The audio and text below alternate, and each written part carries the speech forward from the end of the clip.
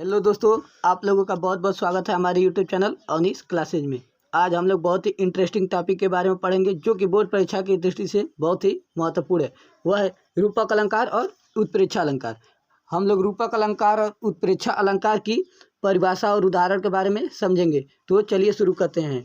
रूपक अलंकार, इस अलंकार में बहुत से स्टूडेंट को डाउट रहता है कि इसमें समानता होती है कि नहीं होती है। आज हम लोग इसी डाउट को क्लियर करने के लिए लेकर आए हैं रामबाण। तो चलिए शुरू करते हैं। रूपक अलंकार, जहाँ पर उपमेय में और उपमान में कोई अंतर न दिखाई दे, यानी दोनों में कोई अंतर न हो, वहाँ रूपक अलंकार होता है।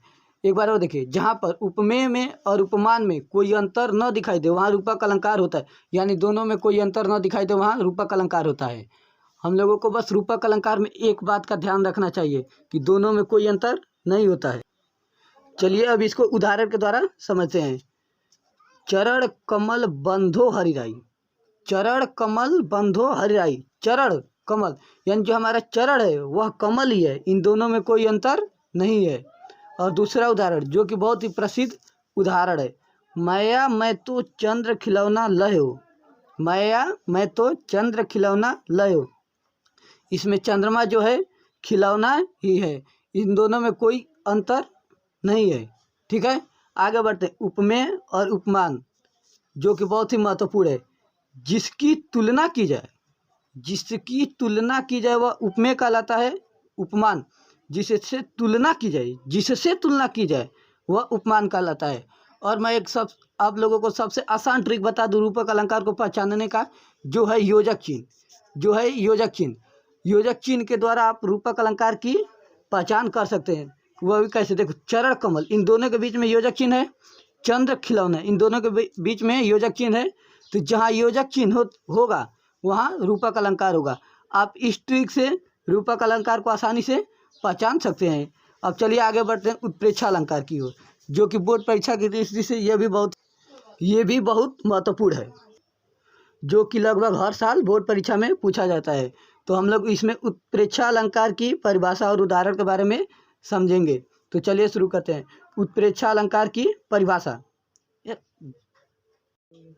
उत्प्रेक्षा अलंकार जो कि यह भी बहुत बोर्ड परीक्षा की दृष्टि से बहुत ही महत्वपूर्ण है, जो लगभग हर साल बोर्ड परीक्षा में पूछा जाता है।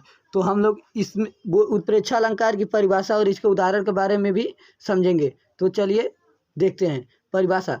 जहाँ उपमेय में उपमान की संभावना की जाए वहाँ उत्प्रेक्षा अलंकार होता है। उपमेय में उपमान की संभावना की जाए वहाँ उत्प्रेक्षा अलंकार होता है। साधारण भाषा में बोले तो जहाँ एक वस्तु में दूसरे वस्तु की संभावना की जाए वहाँ उत्प्रेक्षा अलंकार होता है। चलिए इसको उदाहरण के द्वारा समझते हैं।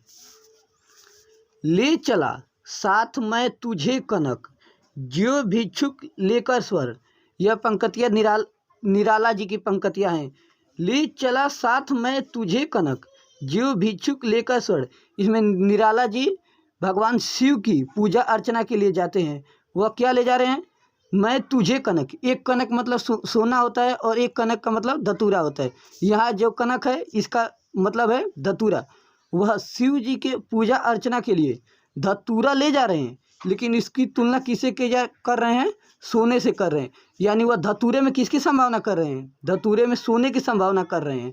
तो यहाँ कौन सा अलंकार है? यहाँ उत्प्रेक्षा अलंकार है। स्पष्टीकरण, यहाँ पर निराला जी ने कनक की स्वर्ण से संभावना की गई।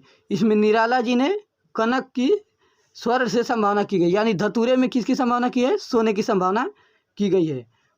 एक बार और देखिए, जहाँ उपमेय में उपमान की संभावना की जाए, जहाँ एक वस्तु में दूसरे वस्तु की संभावना की जाए वहाँ उत्प्रेक्षा अलंकार होता है। उम्मीद करते हैं कि आपको यह वीडियो अच्छा लगा होगा। अगर वीडियो अच्छा लगा होगा तो हमारे वीडियो को लाइक करें और चैनल को सब्सक्राइब करें। जय हिंद।